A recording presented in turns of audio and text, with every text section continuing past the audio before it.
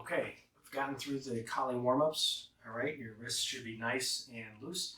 Let's go through the angles of attack, okay? This is very important to understand how to deliver the strike, the angle to deliver the strike on, in an offensive manner, but also in a defensive manner. When you understand the angles of attack, you will see angles come in and you will understand how to defend against those different angles, okay? And I think it's really important to talk about how many angles you need to know and what do you need to do when you're training these angles, okay? So, first thing is I will go over the angles and then I will talk about mobility. So first let's learn the angles, okay? So as I'm standing here, I'm in my guard, I'm going to strike. Angle 1 is from the high line, diagonal down to the low line, okay? And I am striking anything through my opponent's collarbone, shoulder, down to the torso, and potentially even the hip, okay? Angle 2 will come back on this side. So really, I'm making an X, okay? So I go angle 1 and angle 2, okay? Angle 1, angle 2.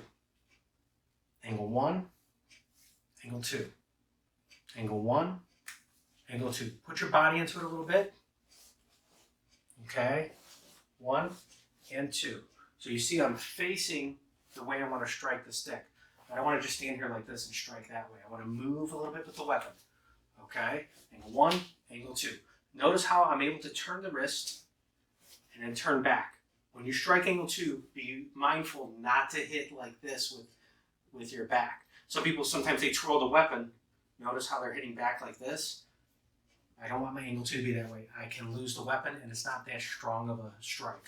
So I have to turn my wrist back. Notice how I have palm up here on angle 1, palm down angle 2. Also, I don't have it in front of me, but if I have a sword, my blade is lined out at my knuckle here, okay? Okay, got a sword now, okay? So, when I'm striking angle 1, notice how the blade is facing out, and I strike angle 2, the blade is facing out. So angle 1, angle 2, 1, 2, 1, and 2. Very important. So as I do the rest of my strikes with the stick, you'll understand that I am trying to put the blade back towards my opponent. Even though it sometimes is a stick, sometimes it's a sword. You know, there's a lot of arguments with different Filipino systems as, you know, is it a stick or a sword? But it's important that you're training actually for both arts. Some movements and some positioning will change, okay? So let's put that down and let's get through the rest of the angles, okay? So I have angle 1, angle 2. Angle 3 is flat to the ribs, again, palm up. Angle 4 is flat on the backhand side, palm down. Angle 5, palm is centered.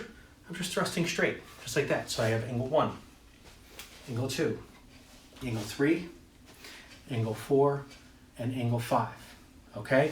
Angle 6 is a high thrust on the backhand side, okay? Angle 7 is a high thrust on the forehand side, and angle 8 is the overhead strike. So I went up to 8 because the overhead strike is very important to learn. So instead of going 6 angles where I go 5 and 8, let's add 6 and 7. And part of this is curriculum as well. Remember that. You have to know a numbering system up to a certain angles, to a certain number, and then you want to be able to flow with them, but also understand how to defend against the angles, okay? So again, angle 1, angle 2, angle 3, angle 4, angle 5, angle 6, angle 7, turn this over, angle 8, pull it down to the center, and then recover. So 1, 2, 3, 4, 5, 6, 7, 8, 1, 2, 3, 4, 5, 6, 7, 8. What am I missing? I'm missing footwork, okay? So it's great if my opponent moves away from me and I'm just striking angles and they're running away from me, I have to know how to chase them. If they are coming towards me, I have to know how to retreat, okay? So some of the basic footworks that we're going to add are going to be step and slide, okay? So I'm going to work my 8 angles, short step and slide forward. So keep an eye on this. I go angle 1, angle 2, angle 3, angle 4, angle 5, angle 6, angle 7, angle 8. Now I'm going to retreat. Angle 1, 2, 3, 4, 5, 6, 7, and 8. And forward. 1, 2, 3, 4, 5, 6, 7, 8. Retreat. 1, 2, 3, 4, 5, 6, 7, 8. Okay, that's great, but what if I don't have a lot of room in my training area? Okay, I was able to run back and forth in the garage, so let's change the footwork a little bit. So I'm going to start my right foot forward and go 1, 2. Then I step back, 3, 4. All I'm doing is nailing the left foot to the floor. 5, 6, 7, 8. Again, 1, 2, 3, 4, 5, 6, 7, 8. This is my lateral triangle. The triangle is here, right there. That's all I'm doing, okay? I could do this with the right foot nailed to the floor and just move with the left.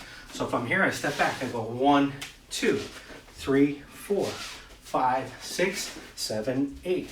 1, 2, 3, 4, 5, 6, 7, 8. Okay? Last footwork I'll talk about, actually 2, okay? The 2 last drills are going to be the triangle stepping, okay? So, what I'm going to do is the female triangle step, okay? So I'll stand on the point at first, then I'm going to step and go 1, and go 2, and go 3, and go 4, and go 5, and go 6, and go 7, and go 8. 1, 2, 3, 4, 5, 6, 7, 8.